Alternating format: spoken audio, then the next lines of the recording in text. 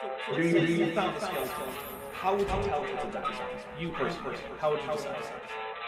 Well, interesting question. I don't know. I'd have to do some research on that.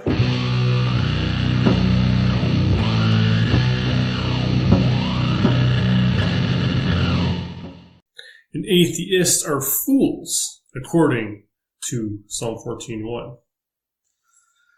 So again, it's not me that's calling atheists fools. It's the Word of God, God himself. If you're an atheist, the Bible calls you a fool. And I happen to agree with what the Bible says. So if you're an atheist, why do you know right now, you're a fool. You're a fool. This may come across a little harsh, but it's true. If you think that there's no God, you're an idiot. All right. Well, hello, everyone. Can everybody hear me out there? In the live chat, we have 7 people watching. Dapper, you're both watching and in the show? How is that even happen? How is that possible? It's called having another window open. It's a very advanced computer technique. I'll tell you about it later. That sounds very convenient. But at any rate, hello everyone. So today we are doing a little bit different show. Normally we do our Thursday live streams, but today we have Peter, who is producing for us as always, and then our guest or our co-host today is Dapper Dinosaur, the one and Thank only. you. And then we have a creationist on today, Rob Groen, right? Did I pronounce it? Yes, that's correct. Cool. Well, welcome to the show. That's not correct, Jackson. It's groen. All right. Well, I didn't want. It wasn't that big of a deal to me. I'm sorry. Just kidding. I'm terrible with pronunciations. Well, my first name is easy to pronounce, so that's good enough. Okay. Well, good. Yeah, I plan to just call you Rob. So yeah, Rob. Yep. Okay. So for anyone who is not aware, you just happened to accidentally stumble, via the YouTube algorithm over to this channel. Welcome. I'm Jackson. For those of you, we're going to discuss. You mentioned creation and evolution today as your talk, or as our topic. Sorry. And as someone who has written one book on this subject and is in the process of writing a second one, that is an extraordinarily broad field. So we're going to narrow it down. First, a couple of things that, aren't really relevant to the discussion that I think we can, dispense with so they don't kind of trip us up and get us stuck down irrelevant paths. For instance, whether or not God exists is not relevant to this topic. We can all just assume for the sake of argument God does exist. Fine, well and good. I'm good with that. Yeah, that's fine. That doesn't matter. And then the other thing is evolution is, of course, the process of evolution is agnostic to any mechanisms of the origin of life. So whether God snapped his fingers and created the first life or life was natural or totally naturalistic, either way, evolution is agnostic to that process. It just doesn't bear on it whatsoever. Sound good? I would also say the same thing about the origin of the planet, the solar system, the galaxy, the wider universe. Yeah, right. I agree. Evolution doesn't concern itself with origins, but what happened after that. Cool. Right. Yep, okay. I would agree. Okay. So that aside, okay. I would also like to get a handle on a definition of evolution. Evolution, as it has been traditionally defined in the biological literature since the 1930s, 40s, has been a variation on change in the genetic composition of a population over generations. Typically, you get the Theodosius Dobzhansky definition, which is a change in allele frequencies in a population over generations. Right? We can agree that's kind of the broad definition of. Well, the thing is, I think that's where you get the dicey definitions between micro and macro, and I think they're distinct. But so you would obviously think they overlap. So that was actually the next thing I wanted to address was the differences. Why there are differences between the words micro and macro evolution, because that's actually very deeply entrenched in the history of evolutionary thought. I'm not sure if you're familiar with the sort of early history of evolutionary thought, in the early 1900s. If we're talking about what's his name, the guy that Darwin got a lot of his ideas off. His name escapes me. Well, that was like 1800. That was early 1800s. Talking about early no, it's from 1900s. No, not so much. So the reason that micro and macro evolution are defined the way that they are, which Yuri Filipchenko was the Russian entomologist who defined those terms in 1927. He defined microevolution as genetic change within a species, and macroevolution was genetic change at or above the level of species, thereby including speciation. So speciation. No one in the right, I would say no one in the right mind would say changes within a species is not, of course that's observable.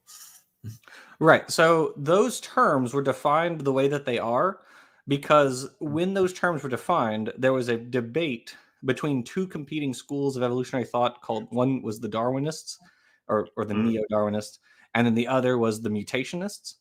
And so the Darwinists argued that all evolution was like this small, gradual, incremental changes within species that would ultimately result in separate species. But the mutationists, on the other hand, of which Filipchenko is in that group, and Hugo de Vries and a number of others, they argued instead that mutations could never actually carry you from, or like small minor mutations could never change a species into a new species. That required macro mutations. So basically, you had like your small mutations within species, but then to go from one species to another, you had to have a macro mutation, right? So that's the reason that those terms are defined the way that they are, because. Okay, well, I'm glad you laid out the terms because I agree with your definition of the terms, so that's helpful. Okay, and I also figured that you'd probably agree based on the way that you, or one of the arguments that you made in your tweets. So we can agree that macroevolution includes and extends beyond like divergent speciation, right? So going from one species, splitting into two, and then everything beyond that. Okay, cool. Okay, so with those definitions in mind, Dapper, did I miss anything or? Not that I know of, although it sounded pretty good. I do want to point out that the idea of macro mutations as a necessary component to speciation has been long since abandoned. Right. Yeah. That's so given that, you tweeted, well, you made several tweets, and I quoted a couple of them as saying, so, well, really the most relevant one here is, you said, now there are several problems with this, referring to macroevolution, the first and foremost being limitations in the gene pool of each species. What I mean by that is there is simply no way for divergent speciation to ever occur because limitations in the gene pool of each species prevent divergent speciation from occurring, close quote. Does that sound fair? Is that a fair characterization? Okay. It is. So given that, I think what would be most relevant next, maybe I should do that a little bit. Is that better? There you go. Next to it seems relevant to define what a species actually is, right? Good luck. You're the scientist, so I'll let you define it. Okay, well, there are lots of different definitions of species. I have a book by Jerry Coyne and Alan Orr. It says just give me the audience a general. So the most commonly used definition of species is the biological species concept, which Ernst Mayr coined back in 1942, which says two populations are considered the same species if they can interbreed and produce fertile offspring. Yes, I would agree. Sound good? I would agree with that. Okay, so if we can produce a population which budded from, a new population which budded from a parental population, and that new population can no longer interbreed with the parental population, that would be an example of speciation according to the biological species concept. Yes? Agreed. Okay. Good. And yes, Nebula and I know species are constructs. We're not worried about that right now. It's a separate topic. I mean, I'm a little bit worried about it. Well, I mean, we can certainly get into it if it becomes an issue. But I mean, I think for our relevant purposes right now, it's not really an issue. So given those premises, which I think we both agree, so macroevolution includes speciation, and speciation involves the reproductive isolation of a population from its parental population. If we can produce an example of a reproductively isolated population and identify its parental population, we've demonstrated observationally macroevolution. And I think that's okay. So I would like to give several examples in which we've done that for the last, it's the 2024, so the last like 60 years or so. Sure. One of the first instances of this occurring was Theodosius Dobzhansky and there was another guy, Pavlovsky, I think. They raised fruit flies in the lab back in the 1960s. And one of the fruit fly species they worked with was Drosophila polystorum. And they had a specific group of these, which is called, I think it was Lanos-A. And this population was separated from the others and allowed to interbreed on its own. And over the course of, I think it was like 5 years, they became reproductively isolated. So they didn't even think about it. They were just like, we'll just keep these separate, keep them away from each other, and then we'll come back and we'll use them for our experiments. And then when they tried to interbreed them, they no longer could interbreed. They had, per the biological species concept, formed a new species, right? Because there are two populations. They are no longer capable of interbreeding and producing fertile offspring. And that occurred within 5 years. That's a human timescale, right? But of course, it's many generations for fruit flies, yes. But were they still only able to produce fruit flies? That's not the question. Now, No, that's a common response, but that is not a response to the question. So yeah, what that response is called moving the goalpost. Yes. Right now, the goal is demonstrate macroevolution. Later, if you want to go into things like what kinds are or whether or not we've demonstrated things going from one kind to another, we can do that. But right now, we're concentrating on does speciation occur, which means we're also concentrating on does macroevolution occur? Because those two questions are identical. Yes. Okay, well, I have a problem with the premise at the moment, but that's neither here nor there. Well, what's your premise? Because you agreed to all these steps thus far, which is why I provided this specific example, because it meets all the criteria that we've now both agreed on. Well, I mean, all it has proven, to my knowledge, is that something has changed significantly within the species, but it hasn't become another one. Well, that's the definition of the species, right? Is a population which can no longer, two populations that cannot interbreed and produce fertile offspring are considered separate species. Now, these were originally one Drosophila polystorum population that was then split into different subsets. And now, after, I think it was 5 years, it wasn't very long later, they are no longer capable of interbreeding when they try to cross them in the laboratory. So that just means that the environments in which they're in cause them not to be able to breed anymore. That's about it, right? But if they're not breeding anymore, if they are no longer interfertile with each other, they meet the definition, the biological species concept, as being two separate species, if they can no longer interbreed. And that makes it mean they have reproductive issues? They have reproductive isolation, which is you what have reproductive causes issues. speciation. You have reproductive issues with, a Komodo dragon. Why? Because you're different species, right? Yeah. Having the reproductive issues to the point that it precludes interbreeding is what is different species. According to the definition that I want to remind everyone, you did agree to. Yes. If you would like to go back and say, well, actually, now I don't think that's a good definition for species, maybe we can talk about that. Okay, I'll use an analogy.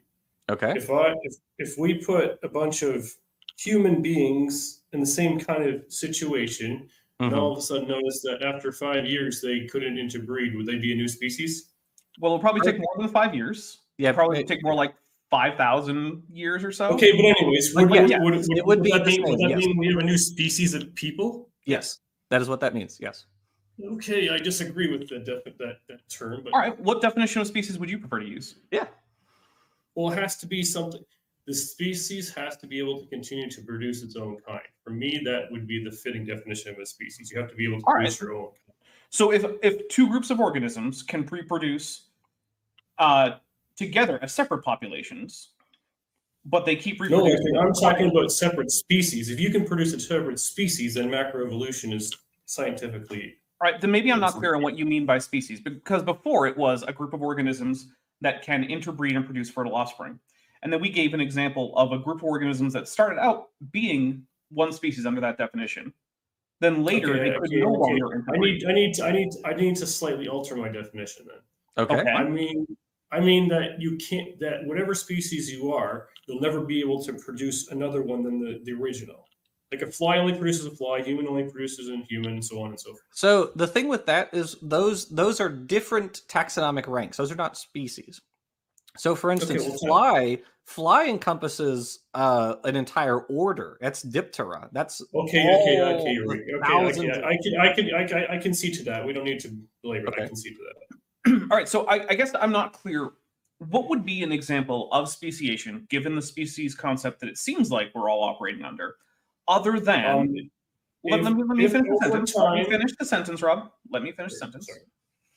So, what would be an example of speciation under the species concept that we've all stipulated to agree to for now, other than having one species, and then at a later time having two species, all of whose members are descendants of the original one species that you had at the beginning? Because that seems like it is exactly what speciation is. You have two species where before there was one. Go ahead. Yeah, you're right. I think I'm confusing speciation from divergent speciation. So speciation just encompasses all the different ways by which new species form. So you can have like what's called reticulate evolution, which is basically when you get hybridization to form a new species. Like that happens with if fruit flies do that. There are lots of examples of like clownfish in the aquarium hobby where people will crossbreed different species of clownfish to produce new, species or varieties, whatever you want to call them. In my mind, that's microevolution. So that still counts as speciation, because what you can do when you get that sort of stuff is you can, again, under certain circumstances, it's not always possible, because sometimes you'll just produce like little hybrids who are still capable of interbreeding with the parental species. But in some cases, you can actually get sort of a mix where maybe the chromosome count is now different than either of the parents. And if in plants, this occurs a lot, they like self-fertilize, then you can get a new species. And that's reticulate. So it's two different producing one new species by hybridization. But that is also still macroevolution, because that's still a new species which is unable to interbreed with the parentals. There's like what is it? The ragwort, I think, is an example of that in England. It was like a hybrid of a couple different ragwort species. And that happens in like our cultivars a lot. Is you get multiple wild species who cross, and then on that top results. of that, many cultivars of plants and domesticated plants are also themselves produced via polyploidy and would no longer be able to interbreed with the initial cultivars that were originally domesticated. So, for instance, a lot of plants have more than 2 copies of their genome per cell and would not be able to directly interbreed with plants that had a smaller number, which we know is what they used to have, because we still have wild versions of all of these plants, which have the the diploid genome, or in a few cases a little bit more. Like a lot of plants in the nightshade family actually just have hexaploid genomes in the natural state, but in domesticated cultivars, we can then go further than the hexaploidy that they have naturally. Okay, I have some questions. You want to ask them? Shoot, go. So here's my questions. I'm gonna have to tweak some of them because of the rules we set out forth at the beginning. How can macroevolution account for divergent speciation when new genetic information can't be added to the genetic code for each species? How can life? Sorry. Do you want to go through all the questions? I won't make. I'll only have a couple questions. Just to appreciate no interruption. Yeah, sure. I listen to you guys and appreciate you respect the same in return. Okay, how do you account for the vast amount of symmetry, uniformity in systems in the natural world with macroevolution as your bedrock of foundation, if you will? Commonality of genetic structures in different species do not prove or indicate a common ancestor or divergent speciation. It only proves just that commonality in the gene structures of different species, or to put another way, God didn't need to reinvent the wheel.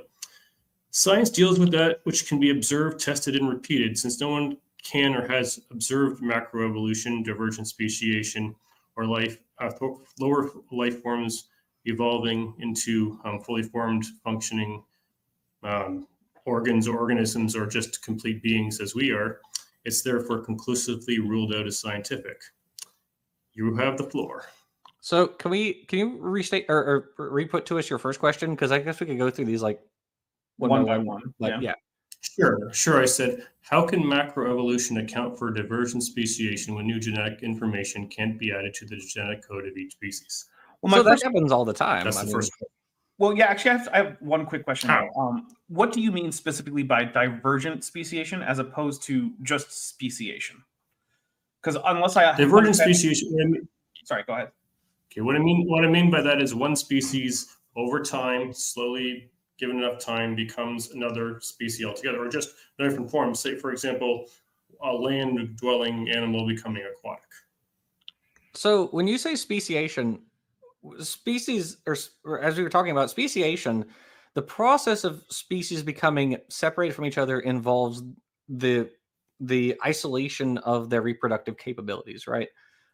So the whole of like the process by which a terrestrial even hoof mammal became a whale, that's numerous speciation events all being encompassed under that process.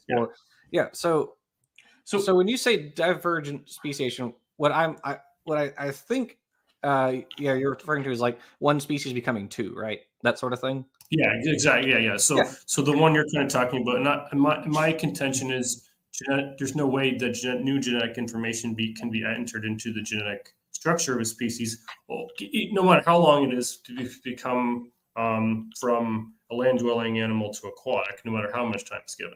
What's genetic information? Yeah. Any kind of information that would require the changes necessary for this to happen. So mutations are genetic information? Oh, they are, but in almost every situation, genetic mutations are almost always a disadvantage. Okay, but that just means that now mutations just add genetic information. So I would also like to enter another example in which we have the actual genetics of a speciation event. Because you say new genetic information cannot be added. An example in which I think addresses this would be like there's a crawfish called the slough crawfish, Procambarus phallax, and an autopolyploid event occurred within this species that resulted. So autopolyploidy is when you basically fail to have the separation of your gametes. So when you make gametes, when you make sperm or egg cells, you do meiosis. You don't do mitosis like your skin cells or your organ cells. Oh, and when that happens, you have do what? I'm tracking. I follow. Okay, cool.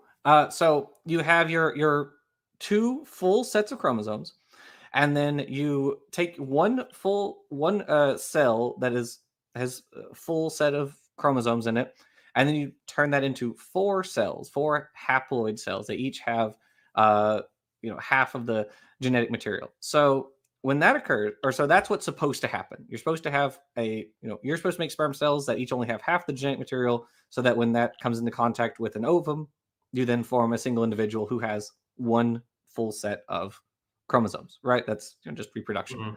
So what can happen is what's called autopolyploidy. Basically, one of the parents fails to do meiosis correctly and retain and makes a gamete then that still has the full set of chromosomes in it. So like it's still got two in it, and two full chromosomes instead of just the half. And so when that happens, but that's not really the kind of thing I'm talking about, though, Jackson. I mean, you can also look at like one of the famous. I mean, I think it would be because again, we're talking about an addition of genetic material in the species that didn't previously exist, right? Like that would have been divided up. I was using like. I'm listening. Oh, your camera froze, man. Oh, sorry. I'm listening. I can hear you. I think we froze. Can you hear us, Rob? I don't think you can. I don't think you can. It's glitching. There we go. I think it's okay now. Okay. We can hear you. We're listening. Okay. Yeah, there was just a glitch. Everyone's camera froze for a second. Okay, so what were you saying? That might be because you have a low internet connection, Rob. If it keeps happening, then you might want to turn your camera off. That will probably solve everything. But as long as it works, All it's, right. it might be better Okay. to keep. Okay. How's that? I mean, I can still How's hear that? you. Can you guys Yeah, we can still hear me? you. Yeah, we can hear you. Okay. All right. And you can see my avatar. Yes. Yep. It looks surprisingly like you. Yes. So you were saying? Was it glitching on your guys' end too, or just mine? Nope, we I could think hear it you was just fine. Riz. No, Yeah, we was could hear you. it was just on your end, which is why I suggested maybe shutting the camera down helps. Yeah. Yeah, it does, because the camera does take a bit of power. Yeah. Yeah, it's true. Okay. Anyway, so what I was trying to say is that Jackson was giving a small example, but I was talking about a more extreme example of a land-dwelling animal becoming aquatic. I mean, I think Jackson was kind of heading on how it could start, but I don't think he gave the steps as to how it could start, All right, well, from starting to completion. Maybe it's that I might not be understanding exactly what kind of answer you're driving at. So maybe I can try to ask a few clarifications and see what I have. So Sure. What is it that you think is a barrier, say, to having a land animal adapt to be more aquatic over time? Just aquatic period. I think, like I've said, I think there's limitations that prevent it from happening in the genetic code of each species. That's what I'm driving at. But we're So asking, like, there what are- do you mean Well, specifically? yeah, that's what I'm trying to drive. So are there certain mutations that just can't occur because of some limiting mechanism that stops certain mutations? Yeah, I just think that I believe that we can't get from one thing to another. I think like whatever is aquatic has always been aquatic, will always be aquatic, and I believe that the same thing for land and animal-based creatures, that it's just everything just is as it always is. It's just whatever is land-based and dwelling has always and will always be land-based and dwelling, and the same applies for creatures in the sea and in the air. Right, and I'm asking creatures what fly in the air, but of course, no creature stays in the air forever. Fair. I do want to apologize. There is a delay, and sometimes it might seem like I'm interrupting. I'm not trying to, but yeah, there's a delay, and sometimes I'll start and you'll be already talking by the time that it comes through. So I want to apologize for that. I'm not trying to interrupt. What I'm trying to get at is, what is it that prevents that, right? Because we have mutations, and ultimately the difference between the genome of, say, a whale and a hippo is down to a number of changes to the genome, which themselves were mutations, as far as science is concerned. So if you want to propose that that's a transition that can't happen, what you need to do is provide something that would prevent it. Because as far as everyone else can tell, as far as all the scientists know, that's just what happens when you have mutation coupled with things like drift and selection, right? Sorry, go ahead. No, that was it. You're good. Go ahead. Sorry. Okay, so my contention would be that most, from what I gather, and I mean I'm using a generalization, so don't come at me too hard for this. And my contention is that mostly when I hear about people saying that just happens, but from what I hear is time plus chance equals a new thing. But I don't see what I always see lacking, or if not entirely, is the how it happens. So, if I may, how does a land? Please, I'm still talking. So, how do you go from a land-based creature to an aquatic creature? Like, if it happens, then you have to provide the process and evidence of how it happens. Because, as far as I know, no one's ever seen it happen, which goes back to my original premise. Means it's not scientific because it can't be observed, tested, or repeated. So there are a couple issues with that. For one thing, we don't have to see every step in some process to be able to infer that point A went to point B. I mean, that's but you have to observe it to be scientific. You have to at least observe, or at least you don't. It. You have to be able to infer. You should be able to infer evidence about it, make inductions about or regarding it, but you don't have to literally see things happen. Jackson, you know the scientific method literally deals with that which can be observed, tested, and repeated. You understand that You evidence. You can't make up your own definition of scientific just for your own benefit, man. So you understand that when people say observable evidence, they mean evidence that can be observed, right? Like that's what that means. Like you have evidence that you can witness. That doesn't mean you witnessed the whole process happen. It means you have evidence of the process that is observable. So, for instance, if we have, say, a suite of fossils, for instance, that document most of the changes of going from a primitive even hoof mammal to like a whale, for instance, we can see how the hand and the skull and the nasal passage and all this changed in these fossils. The fossils are themselves the prima facie evidence that this happened, right? What does that word mean, prima facie? On the face of it. Yeah. Okay. So the thing is, you can see that changes happened, but you're making a giant leap in logic as to what changes happened and how. That's my contention. But we're not, though. We what don't changes have to happen are the changes evident in the fossils. Yeah. So, for instance, if you look at if you compare Pakicetus with Ambulocetus with Pakicetus is a very early member of the whale lineage, and then Ambulocetus is a bit later member, and then Basilosaurus is a bit later member. If you look, for instance, I'm not familiar with those terms or words. Were they previously? Do you have access to our side chat here? Our side chat? Yes, I do. Okay, so I'm gonna put in our side chat all three of those. Okay. You see Pakicetus, Ambulocetus, Basilosaurus? Yes, I do. Okay, so Pakicetus is one of the earliest members of the whales. It's still a terrestrial whale relative. It still has most of the features, especially the diagnostic characteristics of terrestrial even hoof mammals. Like it has the very specific wrist and ankle bones that even hoof mammals have. They have these very specific shapes of certain bones in their wrists and ankles. Can I ask you a question? Shoot. Okay, so are you saying there's commonality in the genome structure that suggests that there's ancestral linkage?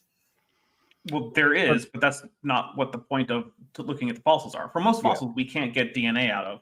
But yes, in fact, if you look genetically, the closest organisms to whales genetically are hippos, which is why we've reconstructed a plate called Whippomorpha, which is just kind of a portmanteau of whale and hippo, and then the Greek word for shape. So yes, would you say it's fair to say you can't say that a hippo is the ancestor to a whale just because they have commonality in the genome? Well, they're both extant now, so they would share ancestry, just like you and your fourth cousin aren't each other's but ancestors. I'm saying you can't make the leap in logic that a hippo is the ancestor to a whale just because no one's suggesting that. No one's suggesting that. That's all I'm suggesting. That's all I wanted to make clear. That's all. Okay, so Pakicetus, Ambulocetus, and Basilosaurus lived 35 to 45 million years ago, right? They're not around today. You know this how?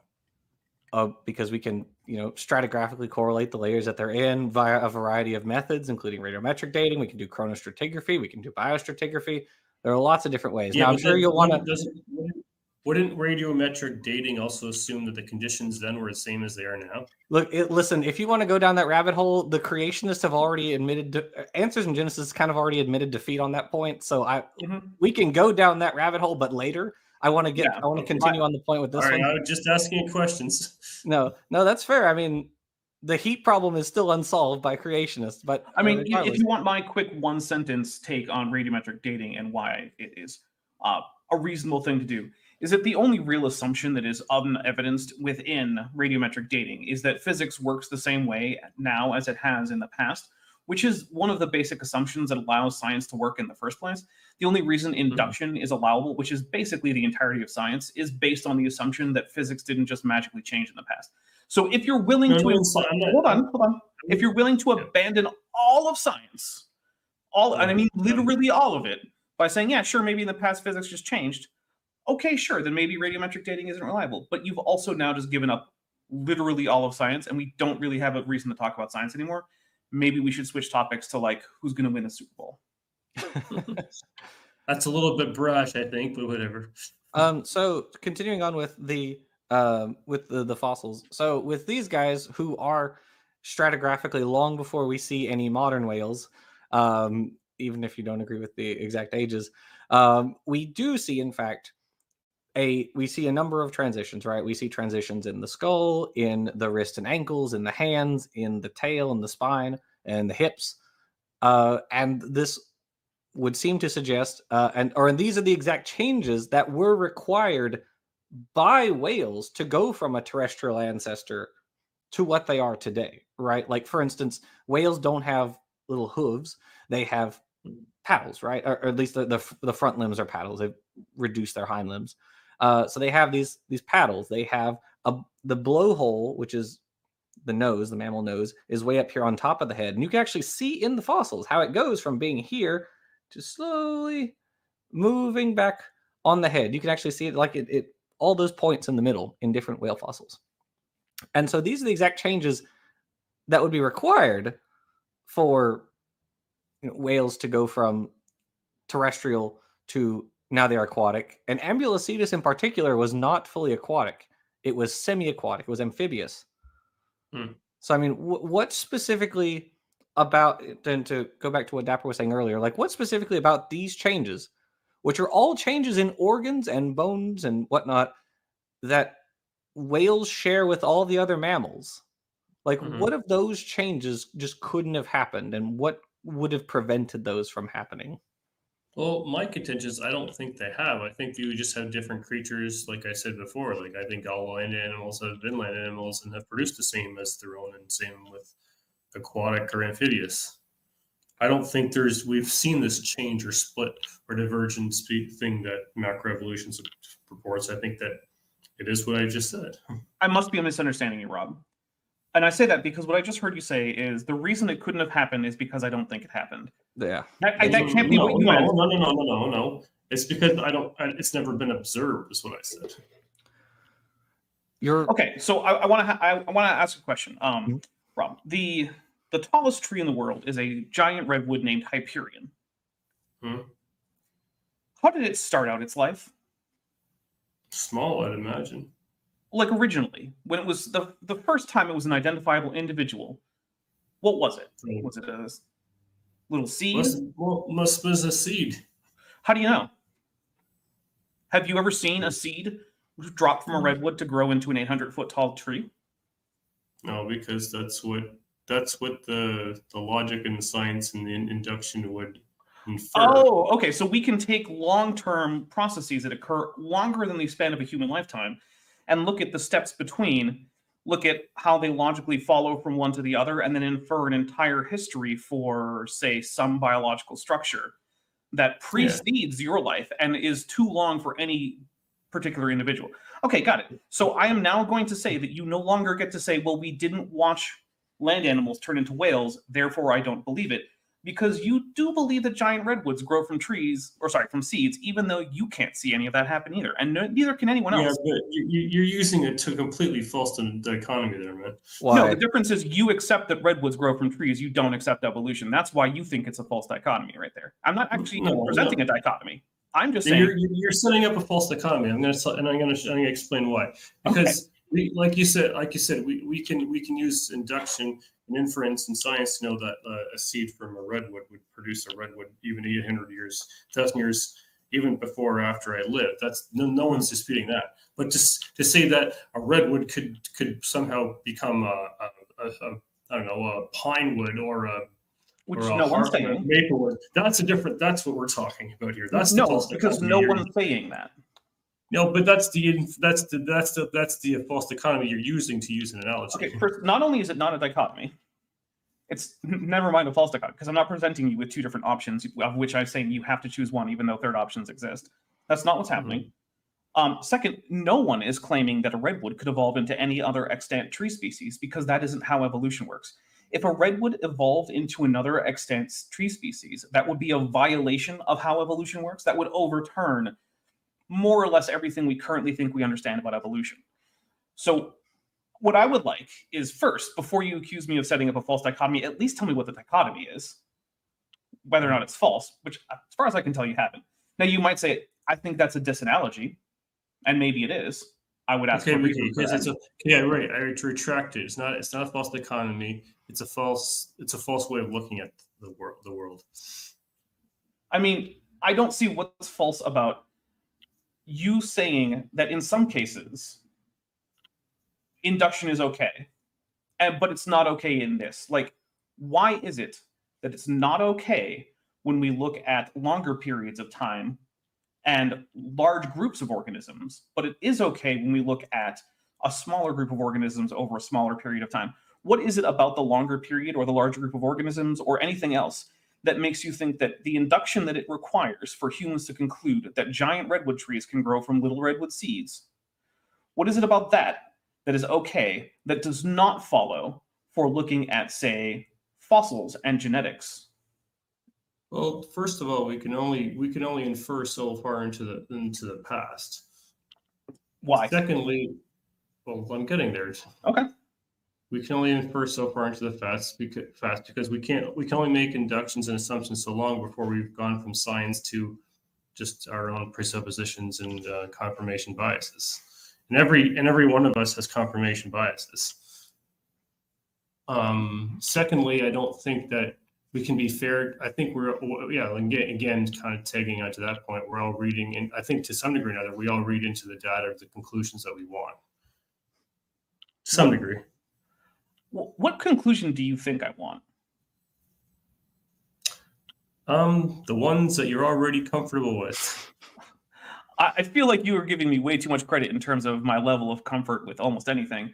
I don't know if you know, but I, in fact, spent the first part of my life as a young Earth creationist. And honestly, if that stuff were true, that would be great, because that would solve a whole lot of otherwise perplexing, troublesome philosophical things that I have to deal with. It would just, poof, all of them gone. My life would be so much simpler. There'd be a lot less questions that I would have. Basically, I would love it for young Earth creationism to be true. If I could find a reason to actually think that the Earth were 6,000 years old and that there was separate ancestry between, say, humans and anything else that isn't a human, that would be great. I have come to this conclusion very much so in opposition to what I would prefer to be true. Now, I can't speak for everyone, right? There might be lots of people who would prefer the conclusions that science has reached to be true, but I'm not generally one of them. In fact, there are a lot of conclusions of science that I really don't like the fact that it'll probably always be impossible to travel faster than the speed of light. That sucks. There's a whole lot of universe that no one will ever get to. It's pretty quick. It's pretty quick until you realize that, the galaxy is more than 20,000 light years across, right? Because that means I'm never going to ever, even hypothetically, get to see any more than just a little tiny bit of it. Yeah, but you can still travel to the other side of the world under a second. I mean, yeah, that's true, which would be cool. But overall, there's a lot about science that I wish weren't true, right? If the Big Bang, it kind of sucks compared to a steady state, because that means that, all of it's going to end at some point. That kind of sucks. I don't like that. Or if I could say that the universe were definitely a, divine creation, well, that might help. I don't think I can say it definitely is. I don't think I can say it definitely isn't. You definitely can't say it isn't either. I agree. I wouldn't make the claim that it definitely isn't. But a lot of the conclusions that you have, I would prefer to have if I thought they were viable options in terms of the actual evidence. So I'm not hugely sympathetic to the idea that I'm coming to this because these are the conclusions I would like to find. I mean, for one thing, I'm not even very happy with the current tree of the Artiodactyls. I miss when there was Suoidia was a group to which hippos belonged and whales didn't. I miss that, but I don't get to make up how Artiodactyls work. That's not my job. So sorry, I just monopolized that for too long. Yeah, I was going to say you're getting a little long-winded, but I'm a patient person. No, I get it. I'm done for now. All right. Jackson, do you have any questions you would wish to ask me? So, I mean, kind of back to the issue at hand is you've never supplied us with a reason to think why we shouldn't be able to go from a terrestrial organism to an aquatic organism. I mean, semi-aquatic organisms exist. There are lots of them. I mean, hippos are semi-aquatic, and they're the closest Yeah, but extant I cousins. don't see a hippo as a common ancestor or any kind of whale. I agree, but I mean, Ambulocetus, which I mentioned there, is a semi-aquatic animal. I mean, there are other ones. This is just an extraordinarily brief list. There's like Remingtonocetus and Perucetus and Myocetus and all these other semi-aquatic whales. And your point is, well, what's the issue here? I mean, we have aquatic modern whales, which were preceded in the fossil record by semi-aquatic whales, which were preceded by terrestrial whales. Preceded doesn't mean necessarily that they have they're an ancestor, a common ancestor. So what you have to argue is that like God decided for reasons unknown to us to create like a series of transitional fossils and everything is unrelated to each other. But also I think that's a false way of looking in the data. Well, okay, because these are as I mentioned earlier, these are the transitions that would have had to occur for whales to be descended from even hoof mammals, right? But the thing is, I reject the premise because I don't think they're really they're descendants anyways. I think I guess I've said already a few times. I think whatever has been land and a land creature has always been a land creature. Again, and will always be a land creature. You're just offering us incredulity. You're not offering us the same applies to you. I haven't offered you any incredulity at this point. I'm asking you to give me a model that we can actually use to understand the evidence that we have currently. And you've just kind of said, well, I don't believe these things. I'm incredulous. Observably, everything has always produced after its own kind. Well, we already disproved this earlier. We disproved this at the beginning of the conversation. You've only disproven that in your mind, Jackson. Only in your mind. You agreed to the definitions that we provided. Hold up, guys. I've also said I altered it later. Are you not paying attention? Hold up. This is getting a little bit contentious. Let's maybe bring it down a little bit. Let's ask a question. What's a kind, Rob? Yeah. What are those? Because we've now moved from species to kind, it seems like, which... I mean, okay, fair enough. If you think that, speciation can happen, but there's some other thing that can't happen, and that has to do with kinds, hey, that might be a perfectly valid dichotomy to make there. Or, not necessarily dichotomy, you know what I mean? So what's a kind? What is that? So, I mean, like, for example, humans can only produce humans. Dogs can only produce dogs. Yep. And so on and so forth. Evolution agrees with you. Really? Yeah. Yep. That's monophily. Yeah. So I'm not seeing where the problem is. There never can be a break or divergent or split from this. What do you mean when you say evolution isn't about breaking? It's about continuity and divergence with that continuity. Yes. Okay, I would also argue that lower life forms can't produce what we have today as we are. Well, I don't know what a lower life form is. But let's say lower bacteria organisms can't slowly evolve into what we are today. So is all of bacteria a kind, or are there separate kinds of bacteria, or? No, I'm just saying that the theory is that kind of thing can't happen ever. All right. So what I'm hearing here is that kinds are a lineage from which the descendants of the original members can't deviate from. They can't escape that group, right? Is that what I'm hearing? No, they also can't become different. Like, for example, whatever you think our common ancestor is, we don't have a common. Our only ancestor is Homo sapien. Period. So Homo sapiens is a kind. Yes. So are kinds the same thing as species? Because that's a species.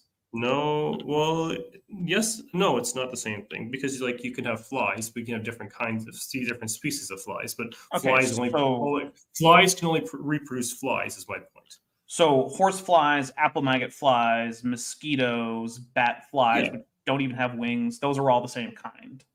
Exactly. Hey, Peter, can we show pictures? Is that a possibility? Peter, you're muted. I can't hear you, Peter. Did he leave us? He might have. Oh my goodness! I was just getting my coffee, and I thought this is a good moment. And then this always happens. You guys can't see me, but I'm smiling. Can you send it to me, Dapper? So how would you like it sent? As an actual image, as a link, search term? What would you like? Both would work. And if you have a link to a specific image, that would be best. All right, so I'm going to pull up two images that I want. So the first one will just be this one. Let me. Should I drop it in the chat or in your DMs on Twitter? No, you can drop it here in chat. All right, so that is a link that I would like to show, assuming that that's okay. Okay. If we could take a look at that whenever you're good and ready. Yeah, I'll have to make a separate scene in OBS in order to show it. So. Okay. But I can do that fairly quick. So keep talking, right, and I'll have it ready. All right, and I'm going to send you a second one that you can show afterwards if I can get my Control-C, Control-V to work. Because, I don't know, maybe my keyboard is breaking. So anyway, so kinds are something bigger than species is one of the things I'm getting from you. Yes, yeah. Okay, so, and you would say fly is a kind. Yeah, it's like there can be there's different kinds of there's different species of flies, but a fly can only produce another fly. Is my point. Okay, but evolution also says that flies can only produce flies from now until the end of all life. If flies last that long, all of the species produced by dipterans, which is the group, that's the scientific name for the fly group, right, will always be in the group Diptera. From now on, just like they'll also always be insects, there'll always be hexapods, there'll always be crustaceans, there'll always be arthropods, there'll always be protostomes, there'll always be bilaterians, there'll always be animals, there'll always be eukaryotes, right? You never lose any of the stuff that's farther back in your ancestry according to evolution. You'll always be a fly because you're a fly now, and your descendants will always be flies. Similarly, got the picture ready. Okay, so let's show the first one. Oh, my first. So this is a fly. First question? No, the first image. Yeah, the first image. Oh, yeah. So this is a fly, and let's go to the second image. Oh, I haven't got the second yet. Peter, you're killing me. I know. Peter, you're fired. Yeah, Peter, we're not even getting paid. See, this is why I usually say if people want to show things, I need to have that. Well, I didn't know I was going to want to show it. See? So yeah, you would agree that was a fly though, right? That fruit fly that we just saw, that was a common fruit fly, which I believe is Drosophila melanogaster.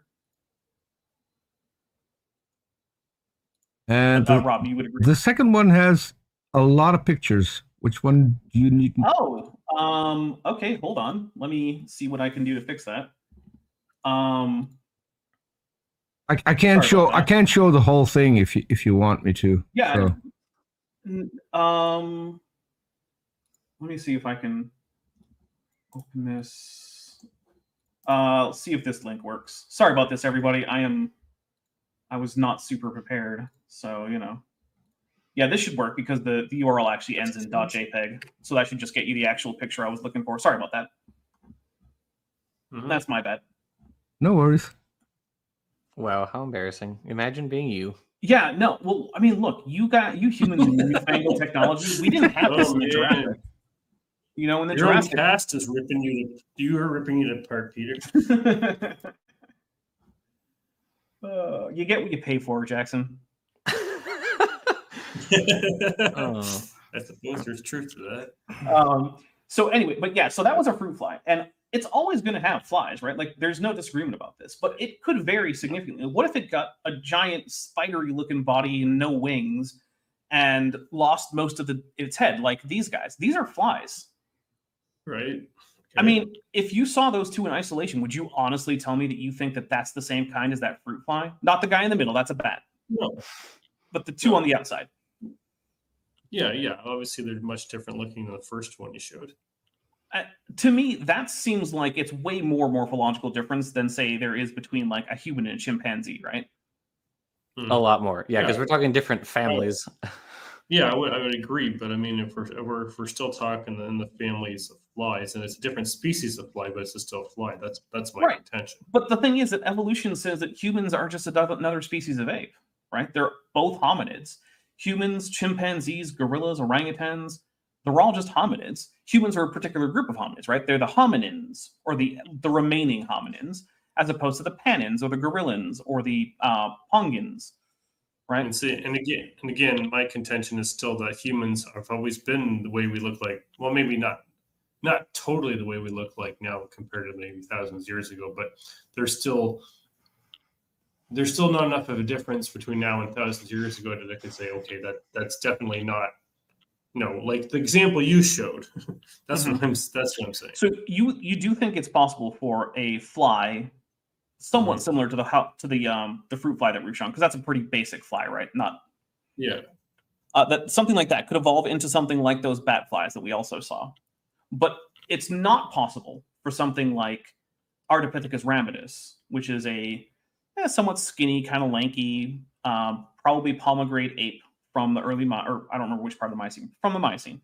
That could not diverge into the stockier, mostly ground-dwelling, mostly quadrupedal chimpanzees versus the still somewhat lanky bipedal humans. Like, that's way beyond possible, even though that's way less morphological change than to get from a fruit fly to a bat fly. Well, I don't know enough about each genetic structure of each species to make a comment on that, but like I said, I would say that the kind of change that you showed between those two flies to what we can what happened in the human population, I'd say it's much less likely to happen in our genome than the one you showed. I mean, the human and the chimpanzee genome is way more similar than the the fruit fly and the bat fly genome. Agreed. So, like, but again, my contention is that the human that all that proves is commonality in the genome and nothing more. All right, I would love for you to tell me how that isn't special pleading. How that is not special to me? No, that's special not pleading. Pleading, right? Pardon? Pleading. Oh, special pleading. Oh, yes. I see. No, because I don't think it is. I think that's just logical. You can't just infer that we have common ancestors or splitting somewhere in the genome just because we have common genetic structure. That's a leap in logic. I know you don't think it's special pleading. That's why you said it. But I would like it if you could explain to me why it is that much more or much larger amounts of genetic and morphological change can happen in one lineage, but it can't happen in the ape lineage. Why is it just have to one is special? It would just have to come down to that thing, with whatever is in the gene pool of whatever species we're talking about. So you're basing it on, you think that there's some unspecified difference in the gene pools that you don't currently know about, but that you hope that someday someone might find it, or maybe they already have found it and you just haven't learned about it? No, I think that the gene pool of most species has been proven demonstrably about which can change over time and which can, just with the things we've already established in this conversation. You're right. It has been proven as much as anything in science is proven, it has been very well demonstrated that the entirety of the genome can vary to an arbitrarily large degree over time.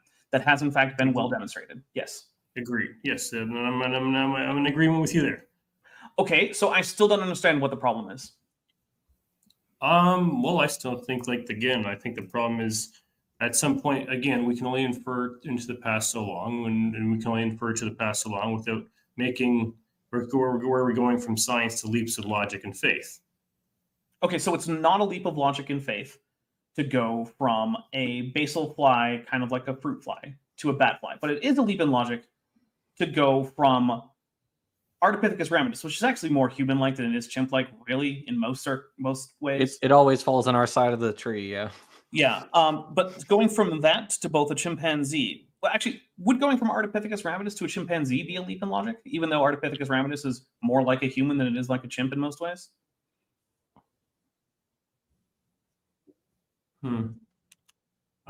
Sorry, can you repeat that question? I didn't quite hear it. Would it be a leap in logic to say that the chimpanzees, so both Pan troglodytes, the common chimpanzee, and Pan priscus? I can't remember. Peniscus? Peniscus. There. Anyway, I can never remember. Don't worry about the pronunciation. So that's the common chimpanzee and the bonobo. I would assume that you were okay with those two having a common ancestor, since, I mean, most people can't even tell them apart. Well, I mean, yeah, because if there's a breeding, yeah, So- but again, and not as long, yes, we're talking about kinds, right? So if you can have a chimp. My question is that something you could see as having descended from an organism like Ardipithecus? Is that a What is leap too that? far?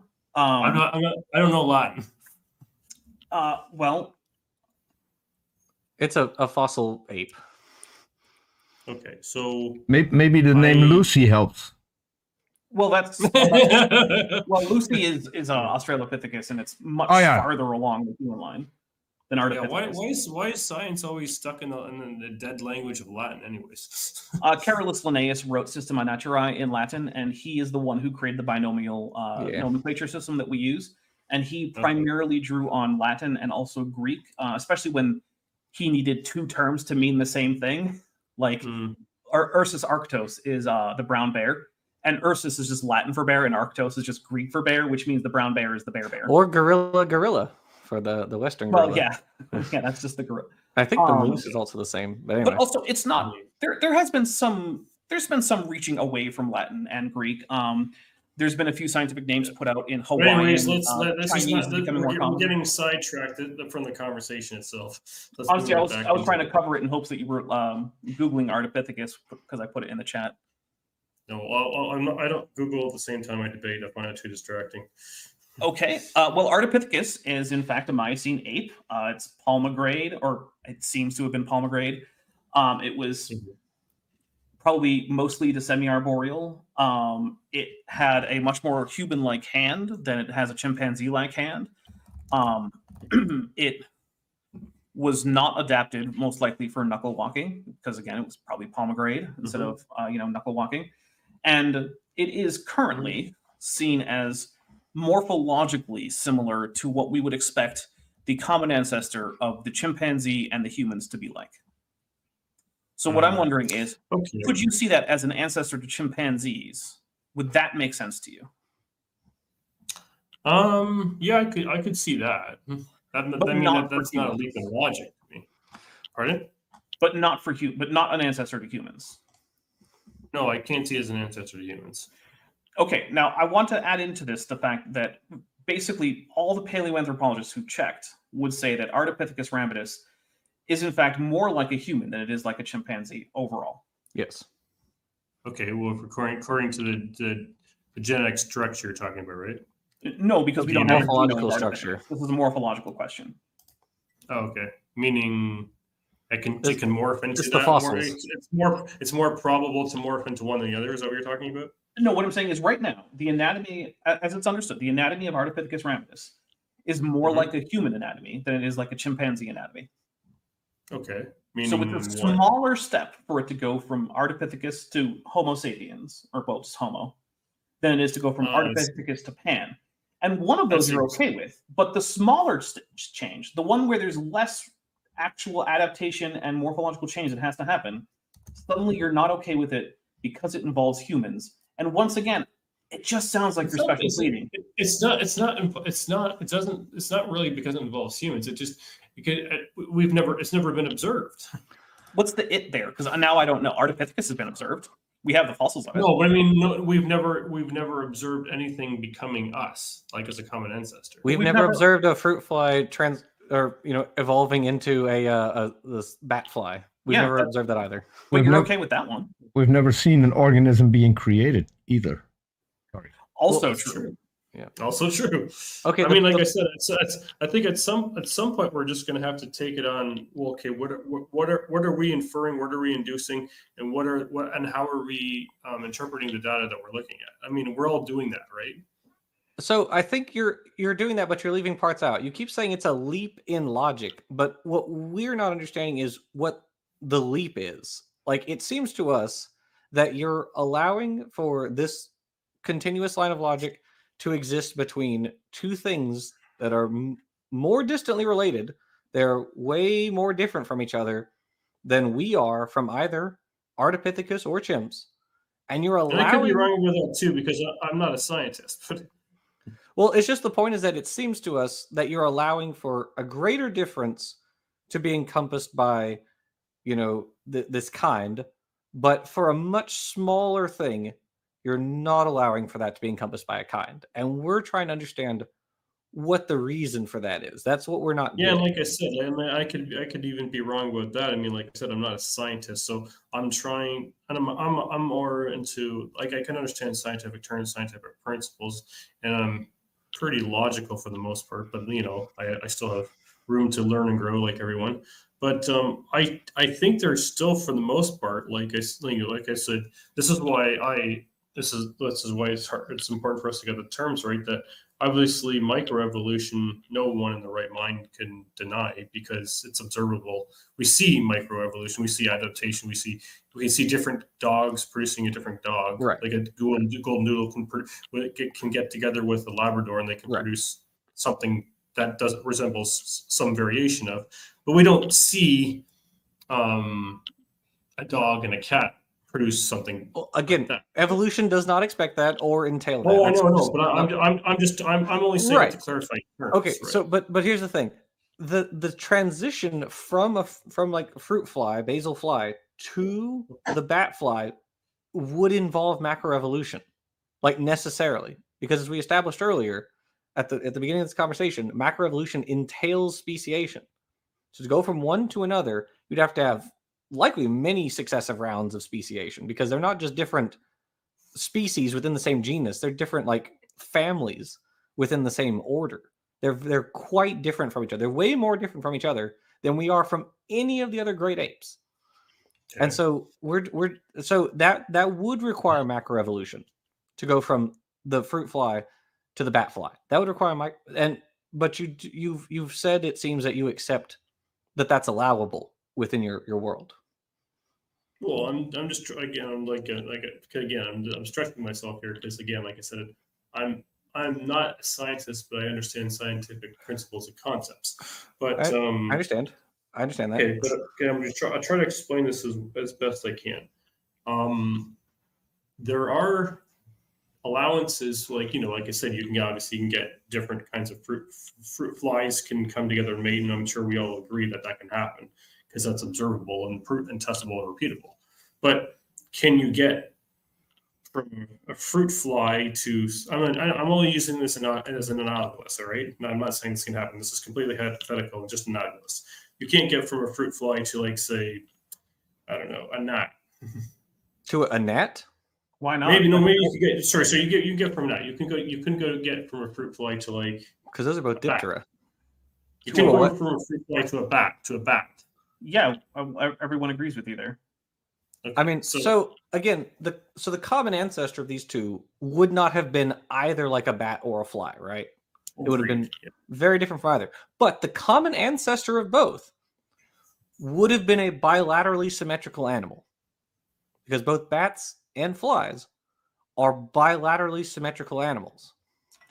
And they share numerous developmental genes. Ancestry. That just proves symmetry and DNA, same commonality. Okay, but at this point, I'm less interested in proving common ancestry to you than getting you to stop straw manning it in the first place.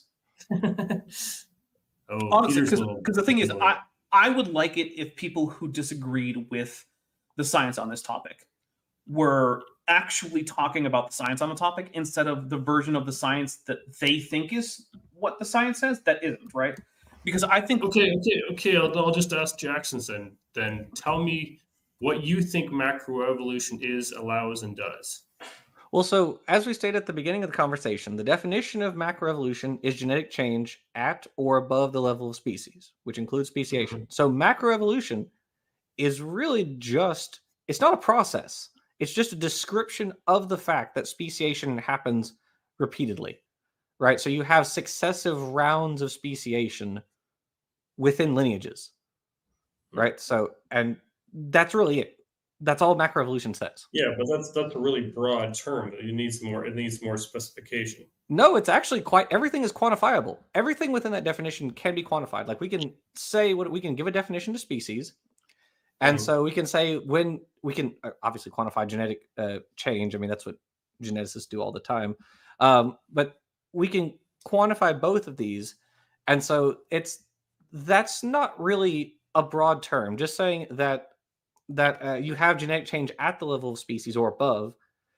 I mean, like I said earlier, this is a term that came out of a particular time in the history of evolutionary thought. Now, creationists have decided to die on the hill of we can never allow macroevolution, which they don't have to. That was never a thing they had to choose, right? No, and in fact, no if one you has to read choose. The fact that it's a choice means it's just that. It's a choice. Well, right. If you read Answers in Genesis, they actually require macroevolution. So, for instance, if you read Answers in Genesis, they'll say that the common ancestor of Canidae, the family of dogs, right, was on the ark. And then the pair got off the ark and then diversified into all the species of canids that currently exist: foxes, jackals, wolves, And dogs, the extinct ones. and the extinct ones, for like me, the Borophagines. That's microevolution, not macroevolution. No, that is macroevolution because that's speciation occurring. Wolves cannot interbreed with foxes. They are different genera, not just different species. They're right. So right. so that is macroevolution because they are unable to interbreed and produce fertile offspring per the biological species concept. Now, we could say, I take issue with the biological species concept, and listen, Dapper and I will agree with you all day on that. There are problems with every species concept, but that's that's more because evolution is too fluid rather than than anything else. But I think that's what's one of the problems is there's several different types of evolution. Again, that's not really sorry. A lot of times people will switch from macro to micro when most people won't even know the difference. Well, again, macroevolution is not a process. It's a description of the processes of evolution, all of which are microevolutionary. So evolution, starts with you have variations, right, which are the result of recombination and mutations. And then those variations are acted upon by either selective pressures. So you have natural and sexual selection. And then there's also genetic drift, which is the random fluctuation of mutations within populations. So most mutations are actually neutral. They're not deleterious. They just have no effect essentially whatsoever. Most mutations are disadvantage. They're actually neutral. They're actually neutral. Verifiably, measurably wrong. Yeah, they're mostly neutral. And we've known this since like the late 60s because that's what this neutral theory of molecular evolution. So most mutations are neutral, and as a result, they randomly fluctuate throughout in their frequencies throughout the population. So that's another microevolutionary mechanism. And then you have also gene flow, which is the crossing of genetic material between populations.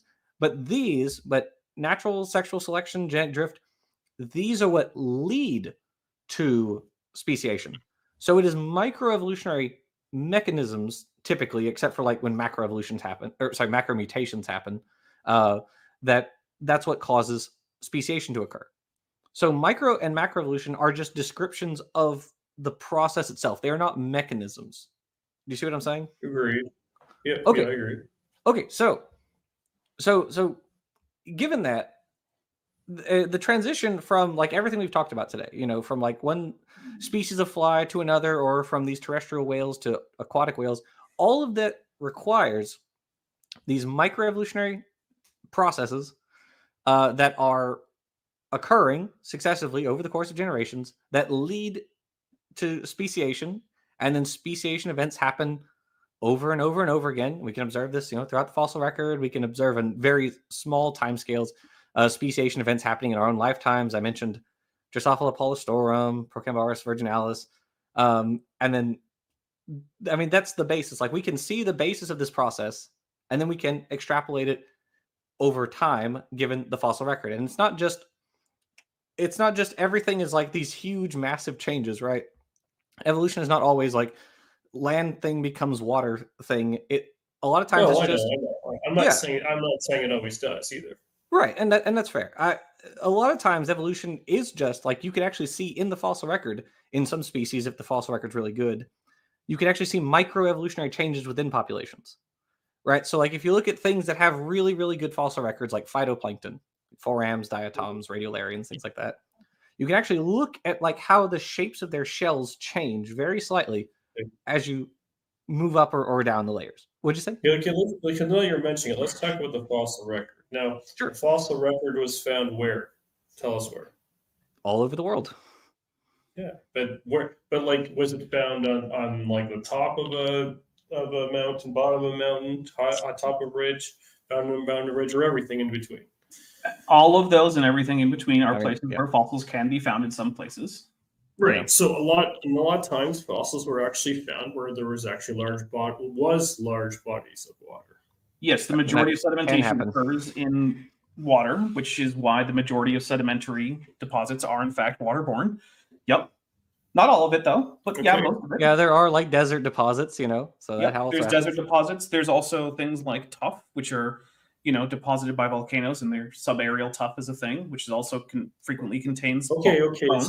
So my question is, given that they were large, and most likely, like you said, a lot of them were actually moved from the bottom to the top, and they formed at the top of where they eventually settled. Hold on, you lost me there. I'm not sure what you Okay. mean.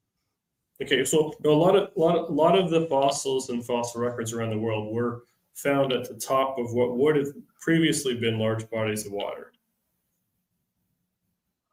I depends on what you mean. I mean, some Yeah. fossil spots are marine or Some are lacustrine. marine, yes. Some are desert marine. deposits. I mean, it's a I'm huge saying, variety. I'm making it simple, man. I'm saying some were marine. I'm not Some are trying to marine. make this. Sure. Yes, Okay. I agree. Some were Some are marine. marine. Yep. Okay, so I mean, even regardless of whether some were marine, some were amphibious, whatever. But how do we look at the fossil record, even using radioactive dating, and determine how long it was ago? Like, I really struggle with this. So maybe help me with this. Okay, so for one thing, you actually, in some cases, originally when the concept of the fossil record was first posited, radiometric dating did not exist. It just wasn't a concept because Right. I atoms understand. weren't even a concept yet. They and were so- a concept. I mean, they Jackson. weren't a ancient scientific theory Greeks came yet. up with They weren't a atomism. Come scientific on. theory yet. Okay, Democritus. Anyways, the fossil record, as it was originally, conceptualized in like the late 1700s, early 1800s, was basically you had these naturalists who would go out and they would observe strata. Usually these well-known sites, either in like England or France or Russia, and they would look at the fossil contents of those layers. And what then they could do was they could correlate the fossil content of one with the fossil content of another place, right? So if you go to England and you go to like Sicker Point, and then you go over to like France or Australia or wherever else, you can find certain Maybe you fossils. go to the Jura Mountains to look for some Jurassic. Yeah, I suppose you could do that if you were interested in Jurassic fossils, for instance. Like me. And what you can do is you can then correlate the rocks that contain certain types of organisms, like certain phytoplankton in one area, with rocks in a different area that also have those same phytoplankton in them. And those organisms are therefore called index fossils because they are very wide in distribution, but they have a very short vertical distribution in the layers. They're usually correlated with like one, you got this stratum, and then it's a change, and then there's a different one above that, then there's a different one above that. And so that is how they built the concept of the geological record and the fossil record originally. So there was no radiometric dating at all. But the fact that you have these correlated layers all over the planet indicates that these could not all have been laid down at the same time. It is just not possible. You would have to have. I mean, why not? So because there's no sorting mechanism that would allow for this particular order of fossils, because the fossils are not ordered according to anything that water normally sorts, right? So hydrodynamic sorting. Well, there is one answer to that, but it's not one neither of you will accept. Well, it's because it doesn't work.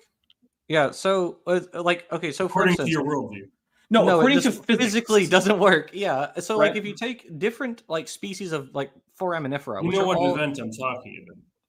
Yeah, Yes, and that's we're what we're talking about saying. the flood. The flood is doesn't work. physically impossible in the same way that anti-gravity is, as described in Genesis. So It's not a physical possibility, and I can man. tell.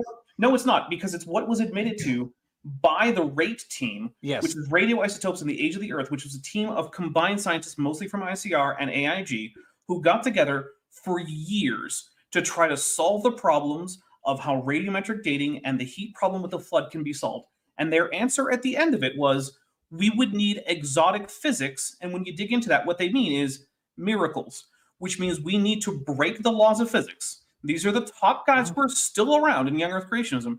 Their conclusion was that for the flood to happen, that we need a miracle. so that means it's physically impossible, Right. because the entire point of miracles is that they are suspensions of the normal operations of the laws of the universe to allow God to No create one's effects. disputing that. So yes, in that case, if it requires a miracle, it is physically impossible. And it's not science, therefore. And it's not science. Now, if you want to say that contrary Well, it's to not all of anti-science. physics, It's just beyond the realm of science. great. And if you want to say that contrary It's to not all the the same physics thing. and all the physical evidence, none of which even hints at a global flood ever occurring in the entire history of the world, that's fine. But once again, you're not doing science, and it remains the fact that evolution is the scientific theory. If you want to do something that isn't science, okay, It's that's a theory. fine. It's not scientific.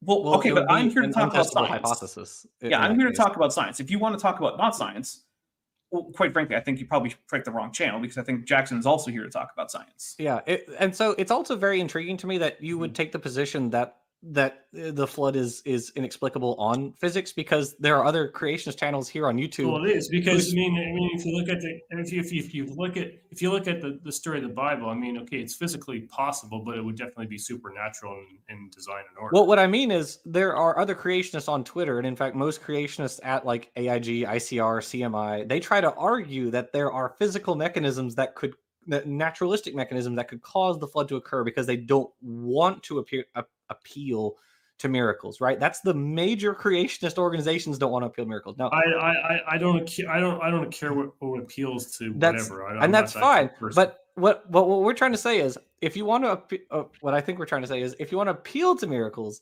then yeah, you can do that for literally everything we talked about. You can say, well, the similarities between humans and chimps, miracles. The similarities between flies, miracles. And it's like you break the foundation for having a conversation about science. Yeah, I mean, but I'm saying I don't mind appealing to miracles, but I don't also appeal to miracles at the point where I'm just going to chuck my brain at the door and say, well, okay, God can just do it. Like I hate the God of the gaps argument for the most part. Mm-hmm. Jackson, can I jump in real quick? Miracles, oh yeah, Go ahead. Pardon? Because the thing that Dapper just said. So miracles are fine to start the flood. Did God also sort all the drowned animals and plants in different layers? Because that can't happen. That was Dapper's question, which that was probably actually, can't happen because you say it can happen. No, so what because we were of talking physics, about earlier once with again. like the hydrologic sorting was that like I hear a lot of that happening that can't happen, but if I'm you not look hearing at the whys. foraminifera, for instance, let's take one example like phytoplankton, which many of which are about the same size, same shape, very similar to each other, or many of them are, not all of them, but many of them. And you try to put a bunch of these in water and then bury them, you are not going to get the graded distribution of phytoplankton that we observably see in the fossil record. You are not going to get that. And if you don't believe me, go test it. Go ahead, have fun. You can try it. Phytoplankton's still around. You know, you can take it's not actually that hard to make a sedimentation flume at home. It's not. It requires plexiglass, some glue, a bunch of water, and a bunch of various sediment. That's it. It's actually pretty easy to do. Yeah.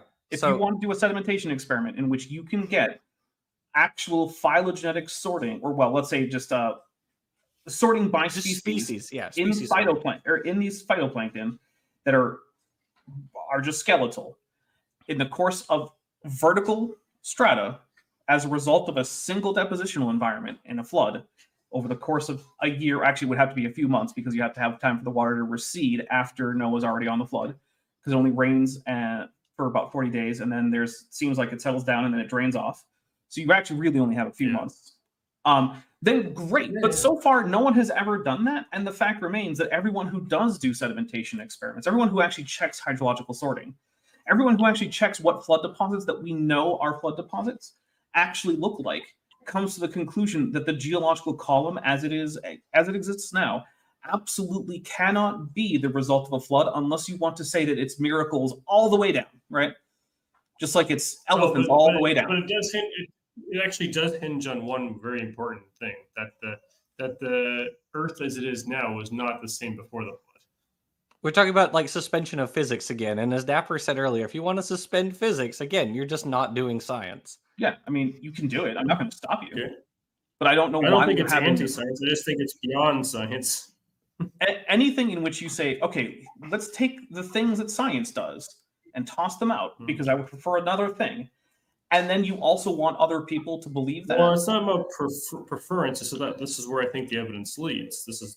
But it doesn't. Like we can't get there. According to you. Talking, According we to were your talking worldview, earlier about according the to you. leaps in logic. This is a leap in logic. It is a leap in logic to say I see where the evidence is, but to get it to where I need it to go, I'm going to have to suspend the laws of physics to do that. That is a leap in logic that no scientist has. I agree that to say no scientist is true. It's no scientist that you agree with, Jackson. Let's No, get none this of them. straight. None of them do it. Like I've read a non-trivial number of technical papers. You're using confirmation bias, and I'm not going to let you get away with it. It's not scientists that you agree with, and I'm not going to let that fly.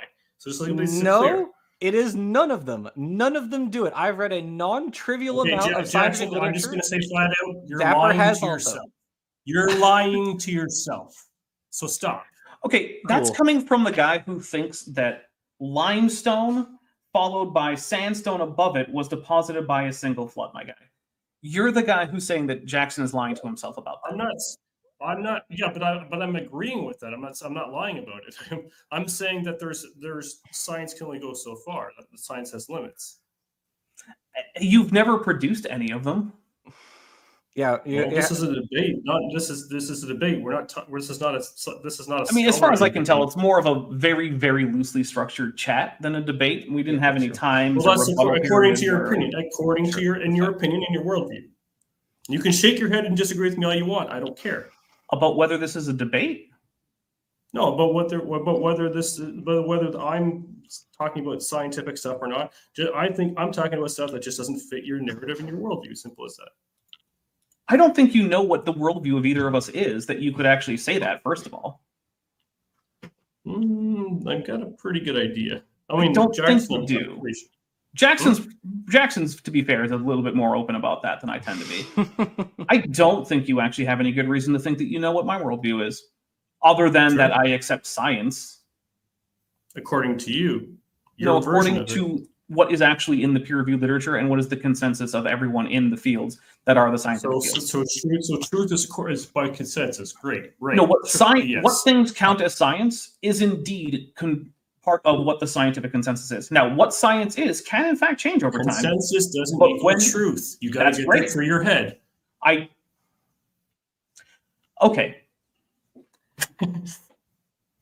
I am going to try to explain this as easily as I can. At one point, it was indeed scientific consensus that light needed a physical medium in which to propagate, and that was called the ether, the luminiferous ether. And also, at one point, it was thought that the substance of fire was phlogiston, which was contained in flammable materials and was released into a bright flame when those things got hot enough. Both of those things were the scientific consensus, and they were science. It is true that neither of those things are currently the scientific consensus, and that we have changed what the science is in terms of how fire works and how light works, the propagation of light, at least. We changed it, or we discovered it? Both, on the basis of the fact that it's not the same thing. You got to be clear in your terms. On the basis of the fact that evidence did not comport with the predictions of those two ideas, the consensus changed because people changed their minds. What science because they discovered was something was what they thought that was right at first. Yes. Wasn't right. That's called discovery, not. Yes, and in fact, we discovered that no, in fact, the entire geological column is physically precluded from being deposited by a flood, and therefore we abandoned the idea of a global flood as the major contributor to the geological formations of the Earth because it is physically impossible. Most people. Great, and I'm sure you can find some idiots who accept phlogiston.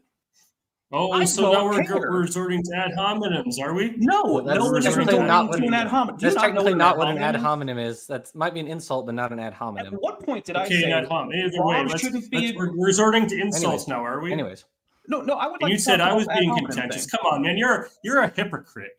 Oh, I'm a hypocrite. cool. You said those were idiots. That's a hypocrite. You were saying that I was getting contentious with Jackson earlier. Now you call Rob. people idiots. Yeah, That's being a Rob, hypocrite. guys, hold on. Have an Rob, education. Yeah, Rob, you're an idiot. just checking. I just watched a video on your channel. Did you say or did you not say that all atheists are idiots? No, I said they're all atheists. Shall I link you to the video because I just watched it. Idiots. I just watched it. Rob, You said hold on. You guys are gonna let Hold on. shut up and listen. You guys Hold can't on, me. I can link you to the video. You said all atheists are fools, and then you went on to say, well, actually, they're not fools, they're idiots. I can link you to the video on your channel. Who'd have thought that Rob might And you actually tell me a hypocrite? Dapper he's a hypocrite. Sorry, I had to jump in because I just watched it. And atheists are fools, according to Psalm 14:1. So again, it's not me that's calling atheists fools. It's the Word of God, God Himself. If you're an atheist, the Bible calls you a fool. And I happen to agree with what the Bible says. So if you're an atheist, want you to know right now, you're a fool. You're a fool. This may come across a little harsh, but it's true. If you think that there's no God, you're an idiot. If I had a Pikachu avatar, I would use it with a shocked face right now. I should probably get one of those. Because holy crap, it turns out that the guy who doesn't know what the word morphology means and wanted to have a discussion about evolution and who accused me of being a hypocrite for calling people who believe in phlogiston idiots has a video on his own channel in which he says that atheists are fools. No, wait, they're idiots.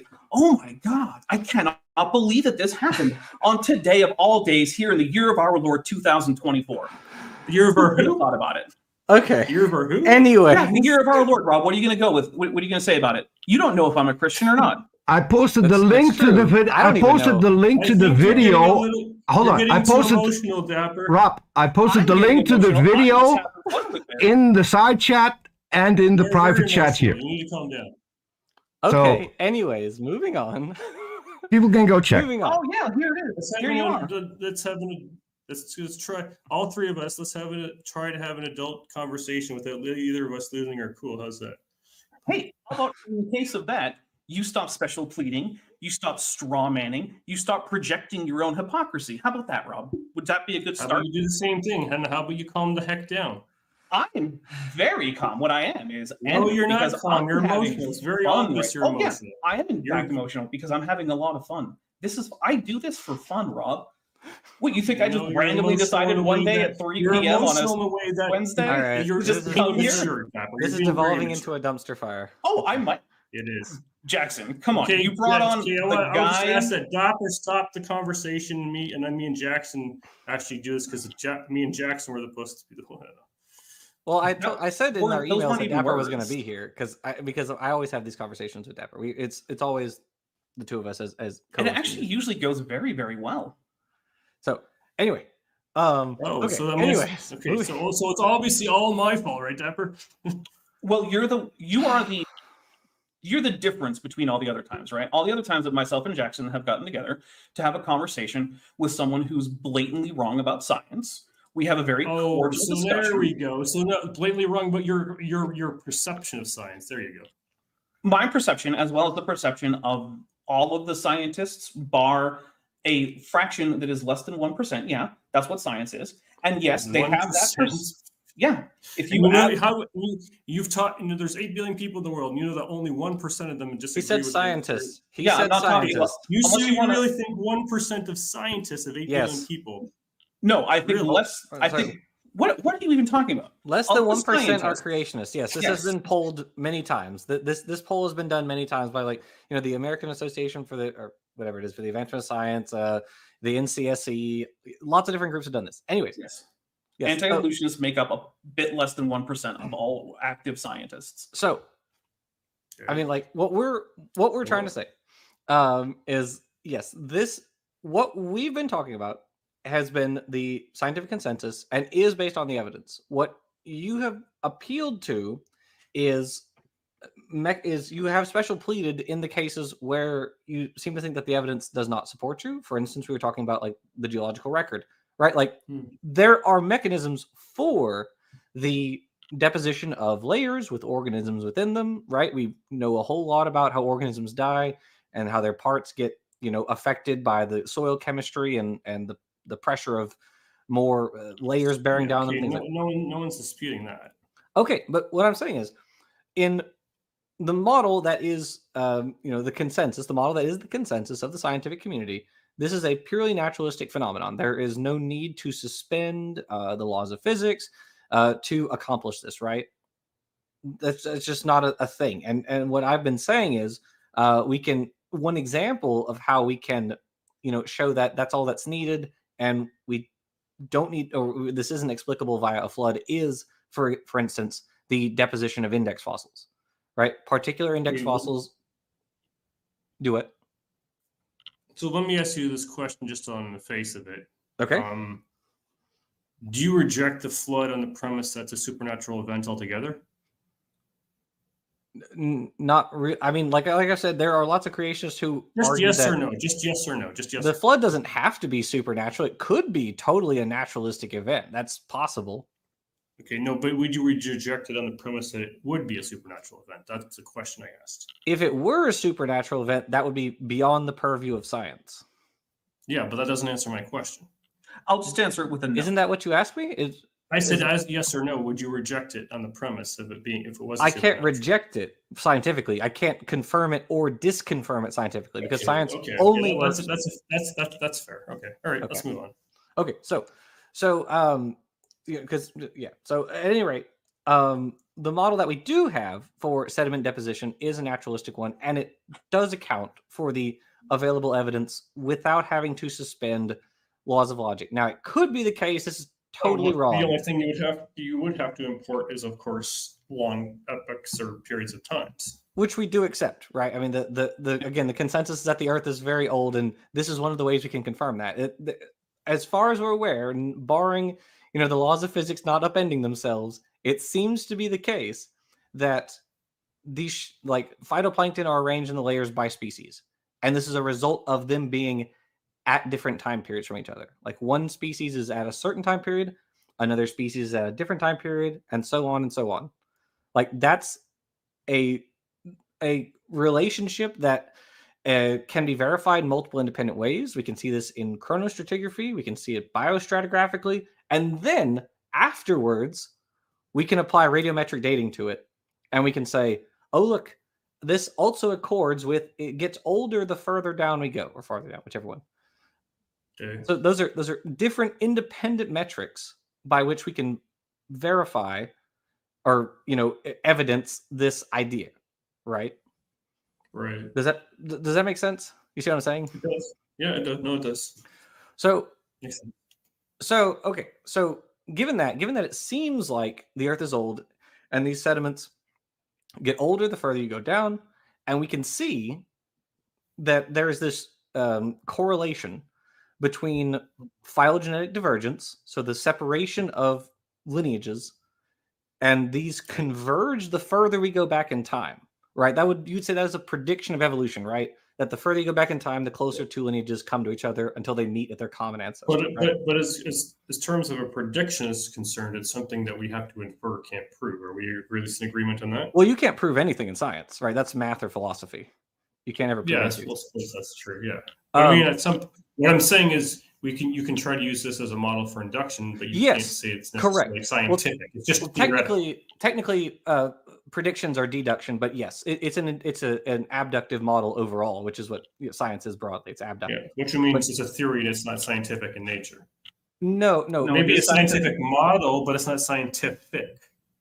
What does that mean? No, I'm not sure what you mean, because when you do science is itself abductive. You use both induction and deduction. So you use. I agree. So, I would agree with that. Right. I'm saying because it's from times past that you weren't there to see it, that you can't say it's definitive. Is what I'm we're back to the tree. We can't see the tree grow, so we can't say anything about it. It's not scientific. So what we're doing, so Rob, what we're doing when we say that is we're taking points of data. We're doing induction. We're taking points of data. So, for instance, you can see a seed, then you can see a sapling, then you can see a tree that's 40 meters tall, and then you can see a tree that's 80 meters tall.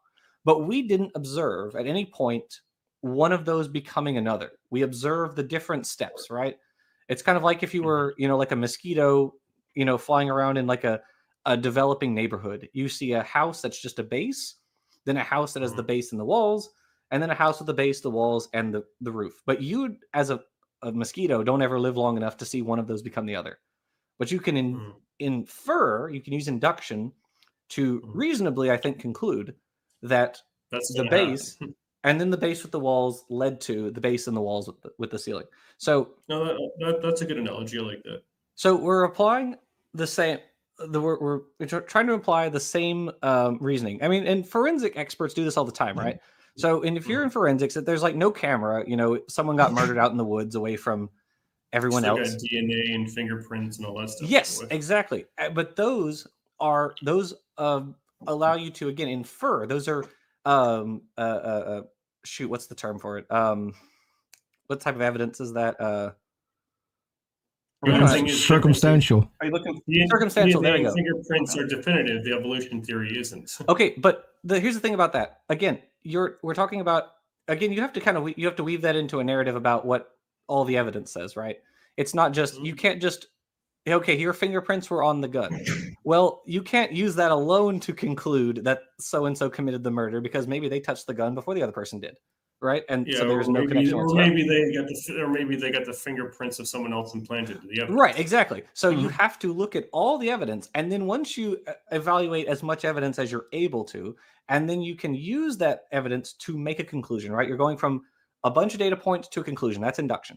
So we're doing the same thing with evolution, right? We're taking these points, these like whether it's transitional fossils or these changes in the genome, and we're using these small scale changes that we've talked about, whether it's microevolutionary mechanisms resulting in separate species, and we're using these things we can see on our human timescales to extrapolate to things that we are unable to see on human timescales. And I think the through logic of it is very solid because I'm not appealing, Dapper's not appealing, we're not appealing to any new or separate mechanisms in the change from, a semi-aquatic whale to a fully aquatic whale, than like from a fruit fly to another species of fly. There's no new mechanisms that are happening in that process. And so when we allow one, it seems that we should allow the other one to occur because the logic is exactly the same. There's no jump from one thing to another. It's the same process. The difference is quantitative, not qualitative, in terms of the difference between those two. Does that make sense? It does. Okay. So given all that, it seems to us and to the consensus broadly that the evidence for evolution is pretty solid. We have our inductive methods, and then we actually have our deductive methods. We can make predictions about what evolution should expect, and then we can either confirm those using like model organisms, or we can go out into the field and search for particular fossils, and that happens. There are lots and lots of fossils that were predicted to be in specific areas. At this point, it's virtually all of the ones that are discovered now that have any scientific significance. Yep. What's up? Okay, this is what I propose.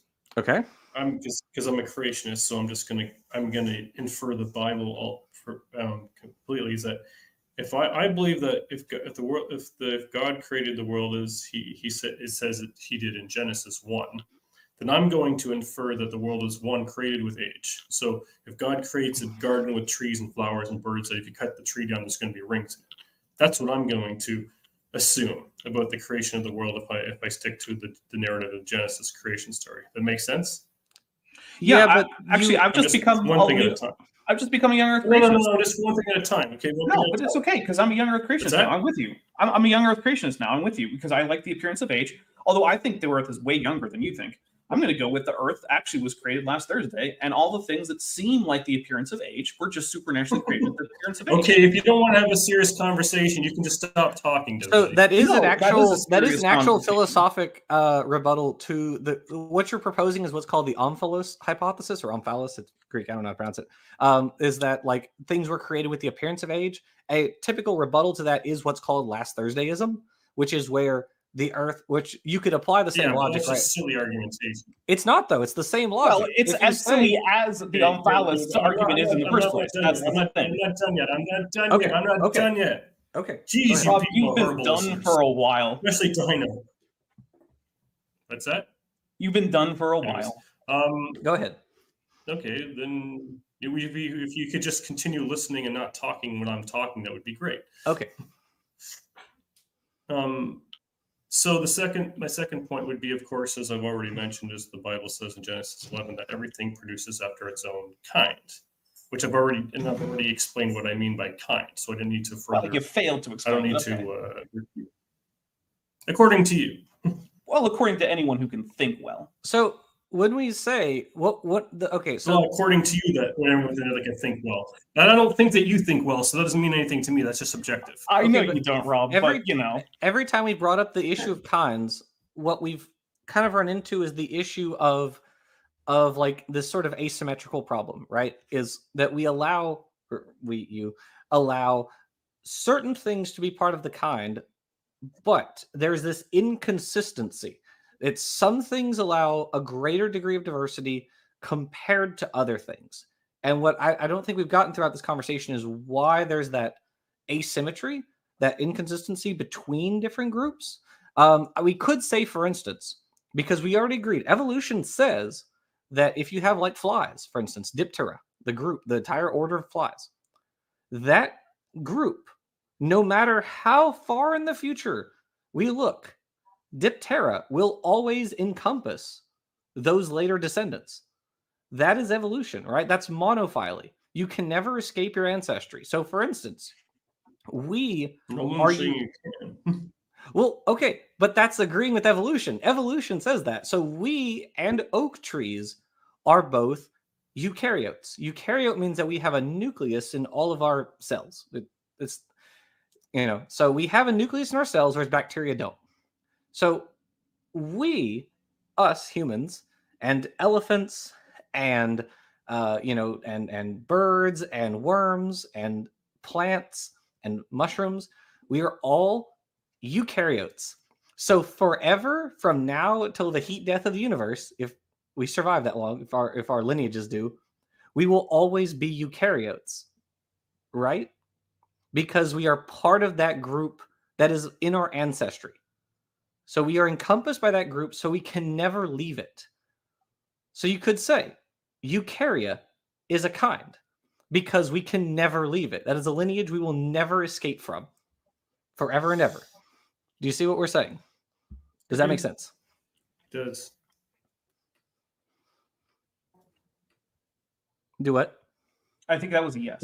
Yes? Yeah, Okay. I said it does. I said it So does, couldn't eukarya just be a kind? Because we'll never escape from it. We will always be part of it. We will always reproduce eukaryotes forever. You're talking about eukaryotes, not us, right? I'm just making sure we're clear. Well, that careful with includes the us. words. We are eukaryotes. Oh. So we are part of that group because we have nucleus in our cells. So because we and oak trees and mushrooms will always reproduce eukaryotes forever and ever, shouldn't eukarya just be a kind? I mean, I'm not sure I entirely understand where you're going with this, but let me just put it in a way that I mammals. understand. Or mammals Okay, I another understand example. that. Okay, Okay, so- this is a different kind of question altogether. You know that bananas and humans share 50% DNA, right? I actually don't know that. I've seen that number thrown around. I don't actually know if it's true. Okay, let's say we're in an example that DNA and humans have a high percentage of the same DNA. From what I've been able to check, it's closer to 30% than 50. But Okay, well, it's even 30%. Would you say that's proof of humans and bananas having a common ancestor? I would say the fact that we have a core set of eukaryotic genes between us is evidence of our common ancestry. Yes. Not just that we. I think that's an insane thought. But that's so me. I don't understand why, because the same argument can be made for really us. If I say, for instance, I have never seen our common ancestor. I have never seen the common ancestor between you and me. I don't think you have either. So based on that, how can we say that you and I are related? We would have to use this. I doubt there are records of who our common ancestor is. So given that we don't know who it is, we have no historical records, we can't see who it is, how we know? We have to use genetics and we have to use morphology and anatomy. That's how we know. We understand that we're the same species, most likely, because we have a suite of characteristics that identifies us as the same species. That therefore means that we share common ancestry. And again, I think that just all of that proves is commonality, not common ancestry. Okay, so are you saying then that we don't share a common ancestor? Exactly. So you and I don't share a common ancestor. No, we do. How do you know? We and bananas don't. How do you know we share a common ancestor? Scientific method, induction, inference, logic. What specific evidence can you look at that indicates we share a common ancestor that doesn't indicate that we share a common ancestor with anything else? Because it's the same evidence. We have genetic information in our DNA and limitation in the gene pool. So that would again, suggest that we can't be anything else but have a common ancestor. So there's no evidence of this. You keep referring to like there's some kind of determinant in our gene pool that prevents us from evolving. That's just not a thing.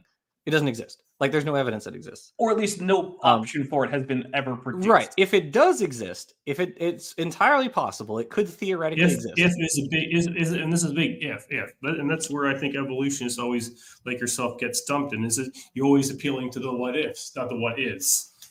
No, well, I'm only appealing to genetic anti-evolutionists. Yeah, this is anti-evolution people saying, well, if there's a barrier, okay, well, is there?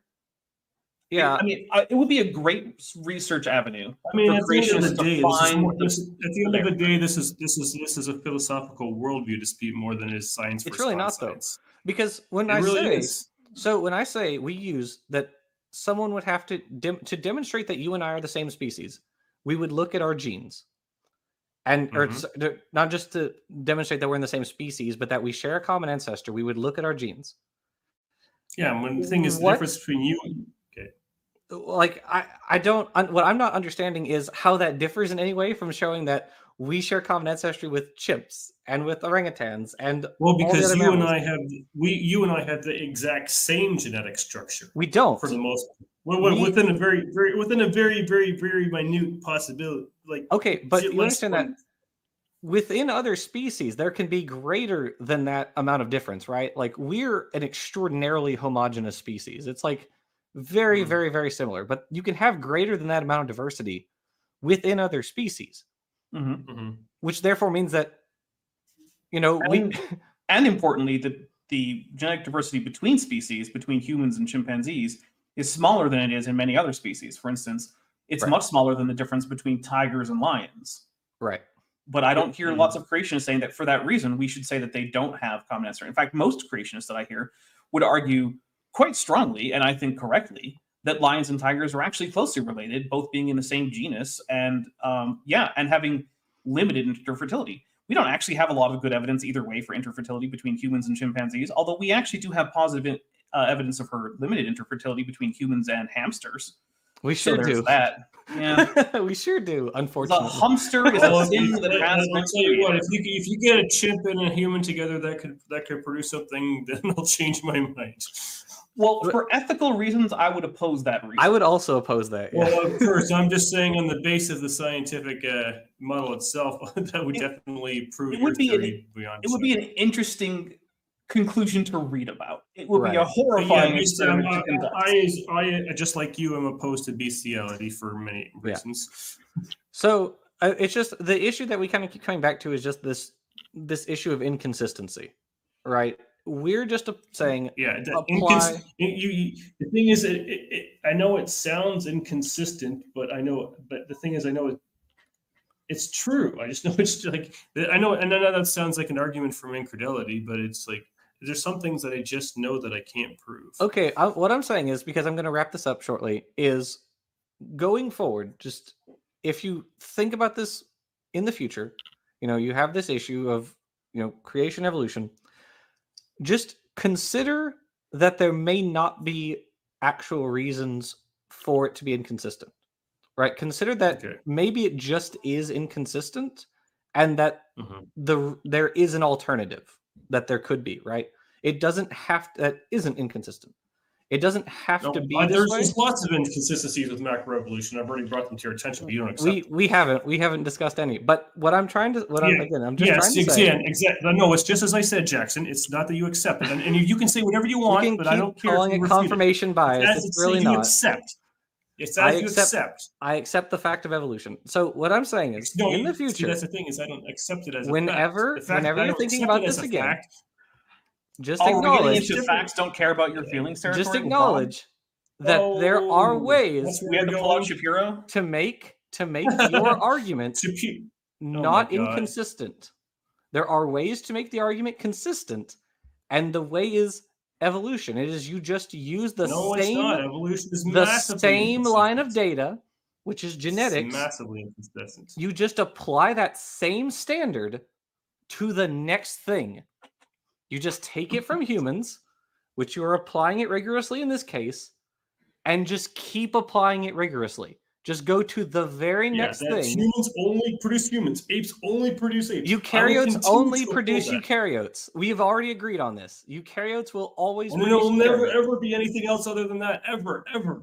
You're right. There will never be other eukaryotes, or there will never be non-eukaryotes produced by eukaryotes. And there will never be a chimp eventually becoming a human. That's also true because those are separate lineages. That is also true. I want to point out that saying things that evolution says are true, but saying it in a mocking manner while also agreeing with it, isn't the argument you think it is. In that it's not an argument. We agree. Humans will never give birth to chimps. Chimps will never give birth to humans because we don't expect that in evolution. We share a common ancestor with them. That is a parental population. I disagree with that too. There is no proof of common ancestry. There's only proof of common genome. Okay, so that means you and I don't share a common ancestor. No, we can't demonstrate it. No, we don't. No, we don't, because it's common design. All the similarities in our genomes are just common design. You cannot persuade me otherwise. Okay. You understand that line of logic, right? Because if you're going to say thing X is just common design, I'm going to say that for you and me. We're not actually the same species. You and I were separately created. You can't argue with that. There's no line of logic you can pick that invalidates that does not also invalidate the argument that we share a common ancestor with humans and chimps. Have you considered special pleading? I have considered special pleading. Okay. Yeah, the thing is, you're using special pleading with your own art, with your own theory. It has to be this, and it can't be anything else. No, you don't even see it. You understand the dichotomy, right? You understand that either you use genetics. No, I'm saying we're both playing the same game. It's just I'm the only one who's willing to admit it. Either we use genetics to indicate that you and I share a common ancestor, and that's not common design, or we don't share a common ancestor and it is common design. Those are your options, right? It's one of those. It's either common design or it isn't. I'm aware of that. Okay. So given that it's either common design or common ancestry, for us, what is it? Common design. So we don't share a common ancestor?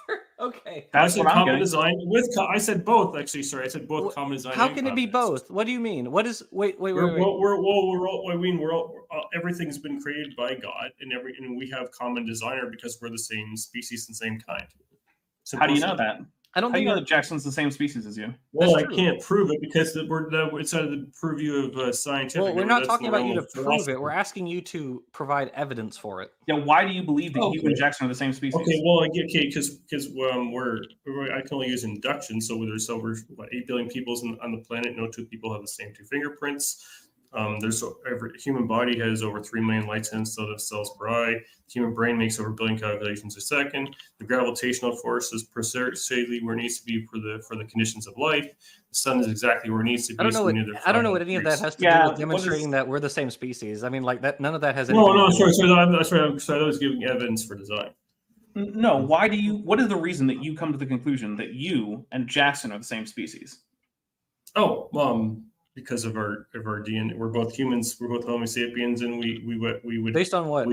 Yeah, maybe Jackson is actually like Homo alabamensis. Well, I'm not going to deal with hypotheticals. We're going to deal with the reality. So I'm not interested in that kind of debate. Okay, so what I'm just hearing is that you think that Jackson is the same species as you because you think he's the same species as you. I mean, okay. Yeah, I would think that's logical, don't you? No, because that's just circular. Because therefore circular doesn't necessarily mean fallacious. Yeah, I know. You said that in Steve's debate the other day. I know. That's but great. What we're trying to find, Steve and I agreed upon it, so I don't know why you think you're smarter than me and Steve together. Interesting. No, I'm not disagreeing with that. I'm just identifying that you guys talked about it the other day, and it's correct to say A equals A. What we're saying is you're not appealing to evidence. You're just special pleading again. At any rate, it's been 2 hours. Here's the thing I'm saying. It's like, okay, say your final thing, and then we're going to cut it.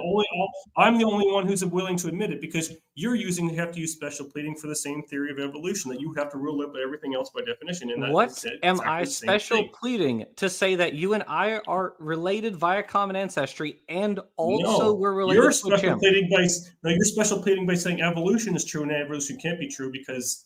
You already agreed to special pleading. You're playing the same game. You just don't have the intellectual honesty to agreed to all these terms. Anyways, it's been 2 hours. Thank you, Rob, for coming on. I appreciate it. Thank you, Dapper, for coming on. I always appreciate you co-hosting. Thank you, Peter, for producing as always. It's very kind of you.